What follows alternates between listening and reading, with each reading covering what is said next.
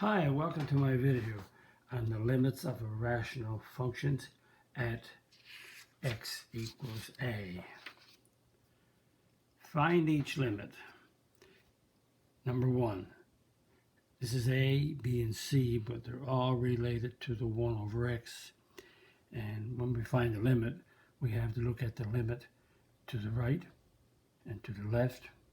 And then if these are equal, then the limit at that value of that function will be whatever if these two are the same. So let's look at the limit of 1 over x as x approaches 0 on the right side. So to look at that, let's draw a quick sketch. So 1 over x, as x goes to infinity, 1 over x goes to 0. And so we know that it has a horizontal asymptote of y equals 0. Now, at 0, we're looking at where x is 0, and 0 is undefined, so 0 is the vertical asymptote. So when x equals 0, which is here, we have a vertical asymptote on the graph of 1 over x. So as we approach x at 0 on the right, so we come into 0 on the right, we're coming in this way, then either coming in here, it will, because it's a vertical asymptote, it will come in this way and go up, or it will come in here and go down. So if it comes in here and goes up, it's a positive infinity. If it comes in here and goes down, it's a negative infinity. So to look at that, let's look at when x is 1. So if this is 3, when x is 1, 1 over 1 is 1. So when x is 1, y is 1. So that's that point there. So that means it's the horizontal asymptote as x goes to infinity. Here, y goes to 0. So that means it's doing this. And so that means that if it's going to 0 as x goes to infinity, so it's going this way. So when it passes through 1, 1, it's going up this way. So that means when it's approaching 0 on the right, it's going to positive infinity. And okay, what about if it approaches 0 on the left? So let's look at a negative 1. So when x is negative 1 in this function, then y is negative 1. So let's take that number to be, point to be there. So that means, again, as it's coming in to 0 on the left, which is this side, it either goes up this way, approaching infinity, positive, or it goes down, approaching negative infinity. Because it's passing through this point, then it must be going down here. And again, because it's approaching when x goes to negative infinity in this function, going to negative infinity, y goes to 0. So on the left side, we have approaching negative infinity. On the right side, positive infinity. On the left side, negative infinity. So that means the limit at x equals 0 for this function, because the two of them are not equal, then the limit does not exist for this function approaching 0. Okay, let's look at number 2, the limit of this function, 2 over x minus 1. And again, all three of these are the same, but this is approaching 1 on the right, this is approaching 1 on the left, and notice this is approaching where its vertical asymptote is. So again, let's draw a little quick graph to see what it's like. So the vertical asymptote here is when x is 1, when x is 1, x minus 1 is 0, 2 over 0 is undefined. So at x equals 1, let's put a 3 here, x equals 1 is the vertical asymptote, which is right here. So that's x equals 1, the vertical asymptote for this rational function. Now, as x goes to infinity, 1 minus x goes to infinity. That means 2 over x minus 1 goes to 0. So again, in this one, we have a horizontal asymptote at 0. So if it's coming down this way, approaching 0. As x goes to infinity, it goes to 0. Or it can come down this, up along like this, and approach 0. So let's take a value of 2 and plug 2 into this expression. 2 minus 1 is 1. So 2 over 1 is 2. So when x is 2, y is 2. So that's that point there. Again, this function is doing this on this side. And we put a 0 in, which is on the left side. So on the put a 0 in this function, we get 2 over 0 minus 1 is negative 1. 2 over negative 1 is negative 2. So at 0, we get a negative 2. So that's that point there. So on this side, it's approaching negative infinity. And as x approaches negative infinity, y is approaching 0. So approaching 1 on the right side, as you come in here on the right side, it's going to positive infinity. As you approach 1 on the left side, coming in this way, it's going down here, it's approaching negative infinity. And again, the right side limit and the left side limit are not the same. So again, the limit does not exist. Okay, let's continue. The more we do, hopefully the better you will understand what's happening. Find the limit of each again. This time I have, again, it's 2 over x minus 1 squared. And just to show you the last one, which is what I just did, this is 2 over x minus 1. So now we have it squared. So what's the difference? Well, again, let's look at the graph of it. I always like to look at the graph. It's a vertical asymptote at x minus 1 equals 0. So the vertical asymptote is that x equals 1. So let's call that 1, 2, there's a 3. So this is x equals 1 vertical asymptote. And again, 3, these are the same. So this is approaching it on the right, this is approaching it on the left, and this is approaching it at 1. So what's the limit at 1? So let's work out each of these first and see what we have. So if we take a 2 and put a 2 in here, a 2 minus 1 is 1. 1 squared is 1. So when x is 2, the limit, or y is 2. So when x is 2, y is 2. X is 2, y is 2. So that's here. And let's look at it. As x goes to infinity, x squared is infinity squared. So as x gets larger and larger and larger, this fraction gets smaller and smaller and smaller, approaching 0. So that means that this graph on this side goes here like this. As x goes to infinity, the y goes to 0.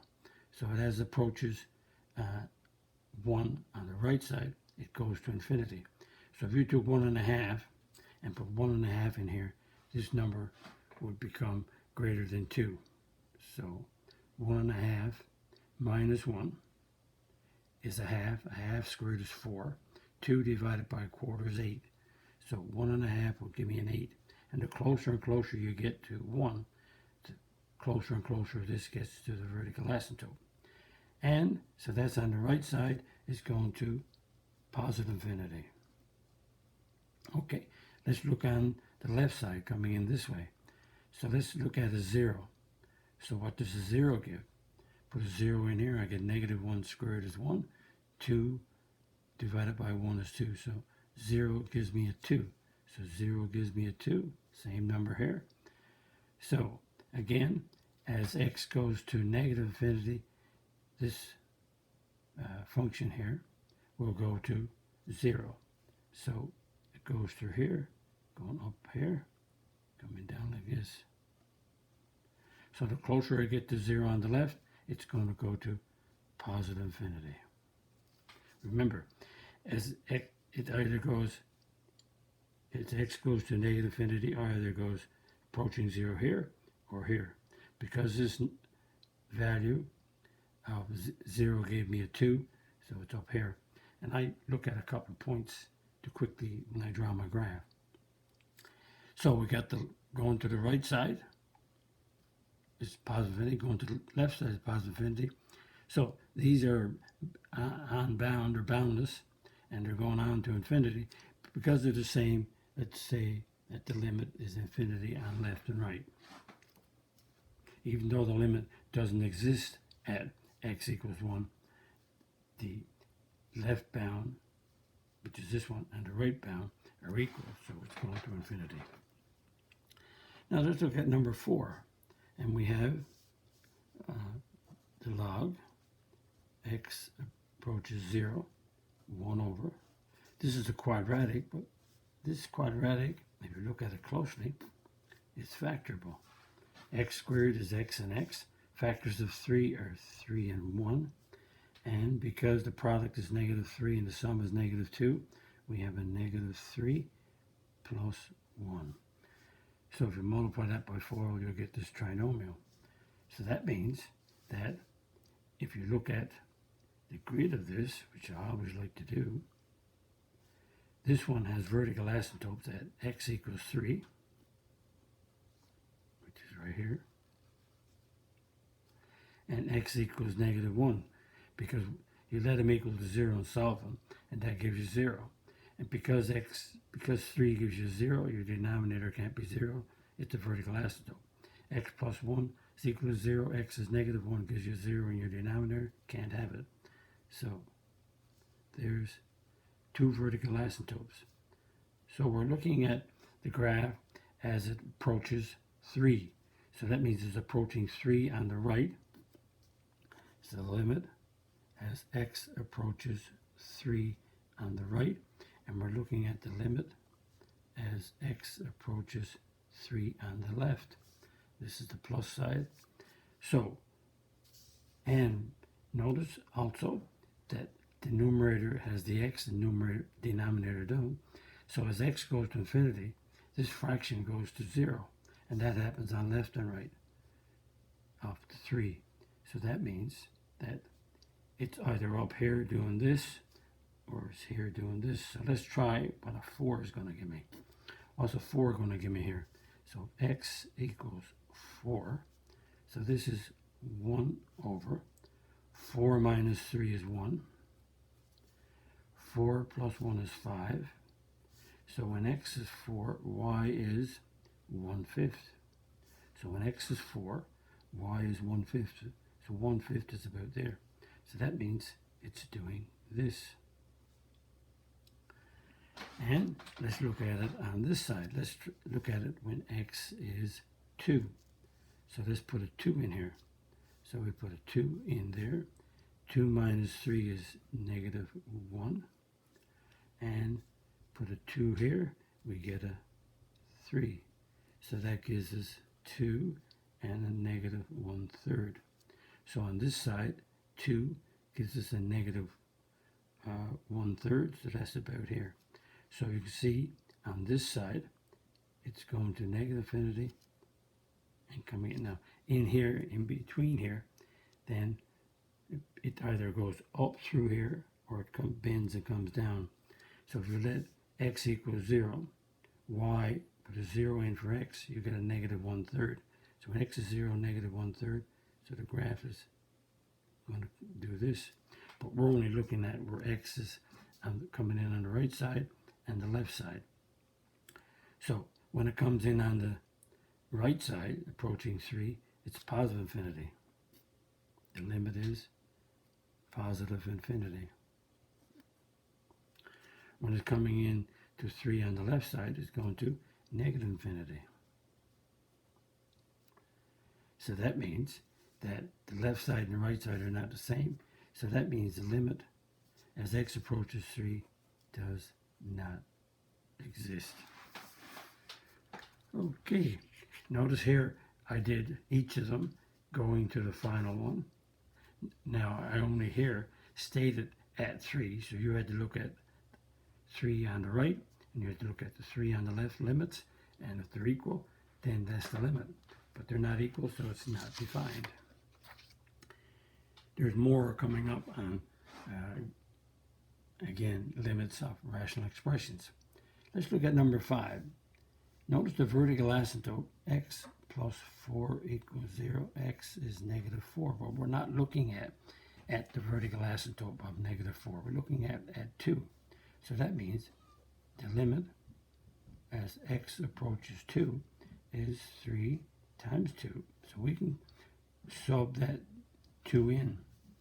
So that gives us 6 over 6, which is 1. So the limit as x approaches 2 on 3x over x plus 4, the limit is 1. And that's a method called what we call direct substitution. And another one, again, the vertical asymptote right here, x minus 2 equals 0, x equals 2. So the vertical asymptote is x equals 2. The vertical asymptote here is x equals negative 4. But we're not looking at 2. We're looking at the negative 1. So the limit as x approaches negative 1, we don't have to do. If we did the left and right, we would get the same value. This is coming to the same number. So it's a negative 1 squared, negative 1, negative 1 minus 2. So that gives us negative 1 squared is 1, minus 1. And this is negative 1 minus 2 is negative 3. That's 0 over negative 3. So the limit of this function as it approaches negative 1 is 0. So we don't have a lot of work to do if we're looking at approaching the negative 4, or here if it's approaching 2, left and right. But because it's not at the vertical asymptote, it's the value that we get when we sub this negative 1 in or plug the 2 in. Substitute in, not plug. So that brings us to the end of this video. And if you like my video, click the like button, click the subscribe button, visit my math website, www.mathfullyexplained.com, to find more information about me, my videos, and the content. That's the content on my YouTube channel called Math Fully Explained. Just one word. Thank you for viewing my video. Hope the video helped you. Bye-bye.